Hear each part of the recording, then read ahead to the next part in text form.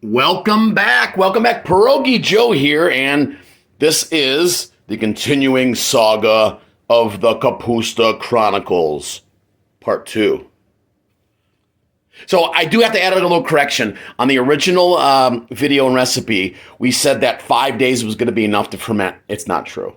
It takes about 3 weeks. The resource we got that information from, we looked into it a little more, and then I started looking at some of my old books and old cooking books and other references, and you need about 3 weeks. Best way to tell is just, keep smelling it, dip a little spoon in there, taste it for the sour. So we have our regular kraut, our kraut with caraway, and then my favorite red cabbage kraut. So we're going to do this. We're going to heat the jars up. We're actually going to heat the sauerkraut, put it in the heated jars, and then can it. So here we go. The Kapusta Chronicles, Part 2. Before we start to get our hands dirty, I just want to remind you, remember what I said in the first video, if it's below the brine, it's doing fine. And that's exactly what happened. That's what that weight did. It kept it down. So we know our kraut is good and juicy and fermented. But like I said, below the brine, it's doing fine. We're going to put that into the stock pot and heat it up while our jars are warming up. Here we go. So I put that large container of kraut into a pot, and we're going to heat it up. Not too hot, just get it warm. At the same time, I'm going to get my my canning bath going, and I'm going to heat those jars up and then pack them. This kraut is wonderful. It's crispy. It's tangy. It tastes homemade. It is wonderful. I don't know if you can hear that crunch. Here, listen. That's crunchy kraut. My God. You can do it too. All right, the kraut is heating up. That fresh, crispy. And our water is boiling, and I'm going to put these jars in there and let them sterilize and get hot about 5 minutes. Okay, and then we're going to pack them up. So just put them in there. One here. Put them in there. Submerge them. Make sure they're getting nice and hot and sterilized.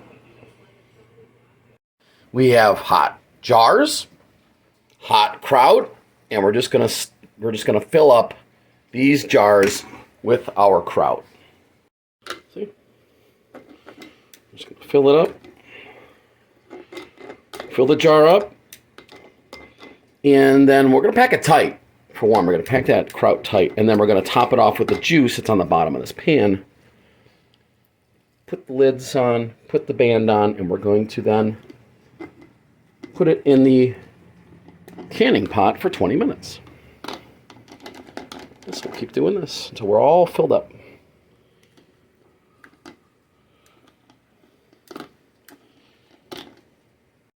We use our little spatula that comes with most of your canning equipment. So therefore it makes this, we do that, takes the air out, and then see how much more space it reduces, and so we could fill it up a little more. All right, got most of my kraut out, and then what I do is I take that juice, ladle it in, and top it off. And before I put the bands on, the lids and the bands, I will wipe the lids to make sure that there's a good clean contact between the lids and the jar. So top it off with the kraut juice. We're going to do it all the way, and then we'll put them in our canning pot and seal them up. All right, lids on, bands down tight. We're about to put these in the canning bath. And we'll put them in that bath for about 20 minutes. 20. And this is going to be all sealed up, ready to be stored for who knows how long. Endless amount of time. Months, maybe years. But you don't have to worry about it because it's all preserved. It's a fermented product, so it's not going anywhere. Off to the bath. There they are, in the canning bath. 20 minutes. Oh yeah. Fix that.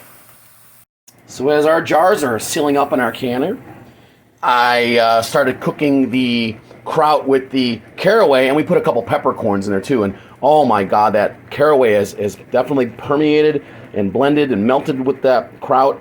It again, crispy, not too salty, juicy, and that taste of caraway for those who like that style. This is wonderful. You can do this. It's not hard at all. Hope you do. Looks like our jars are about ready. Waiting for the timer. Waiting. Boiling. Oh, there it is. All right. 20 minutes. Time to take our jars out. Here we go.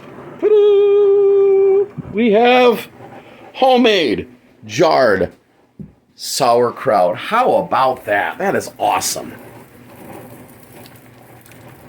All right, we're going to keep doing that. Like I said, right now I've got the kraut with the caraway heating up, and then I'll do the same with my red cabbage, which I did put some juniper berry during its fermentation because I like that flavor.